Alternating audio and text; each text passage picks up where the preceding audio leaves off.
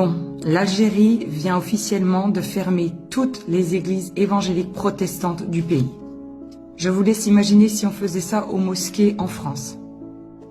Le motif qui a été donné, c'est qu'il y avait beaucoup trop de conversions.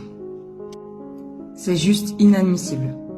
Plusieurs protestants sont d'ailleurs emprisonnés, dont des pasteurs, parce qu'il serait interdit maintenant d'amener à la conversion un musulman au christianisme. Ce qui est marrant dans tout ça, c'est qu'apparemment on serait une religion fausse et falsifiée. Je vois pas pourquoi vous avez peur de quelque chose qui serait complètement hors sol, qui serait qu'un mensonge. Je me demande ce qu'ils craignent réellement. Peut-être parce que c'est une vérité qui transforme les vies. Peut-être. Peut-être parce que en 2000 ans d'histoire, on se rend compte que jamais rien ni les plus grosses persécutions ont pu arrêter le christianisme.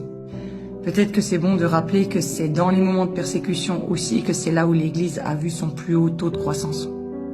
Peut-être que vous ne savez pas que c'est aussi l'Église persécutée qui produit les disciples les plus forts, les plus costauds et les plus enracinés, parce qu'au bout du compte, après leur avoir tout pris, il ne reste que Dieu, donc ils s'approchent de Dieu encore plus.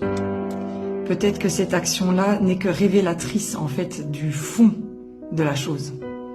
Quand tu en arrives au point où tu dois fermer des églises, c'est que quelque part, elles t'échappent complètement. Peut-être qu'en effet, beaucoup de gens sont... Bon, l'Algérie vient officiellement de fermer toutes les églises évangéliques protestantes du pays. Je vous laisse imaginer si on faisait ça aux mosquées en France. Le motif qui a été donné, c'est qu'il y avait beaucoup trop de conversions. C'est juste inadmissible. Plusieurs protestants sont d'ailleurs emprisonnés, dont des pasteurs, parce qu'il serait interdit maintenant d'amener à la conversion un musulman au christianisme. Ce qui est marrant dans tout ça, c'est qu'apparemment on serait une religion fausse et falsifiée. Je vois pas pourquoi vous avez peur de quelque chose qui serait complètement hors sol, qui serait qu'un mensonge. Je me demande ce qu'ils craignent réellement. Peut-être parce que c'est une vérité qui transforme les vies. Peut-être. Peut-être parce que en 2000 ans d'histoire, on se rend compte que jamais rien ni les plus grosses persécutions ont pu arrêter le christianisme.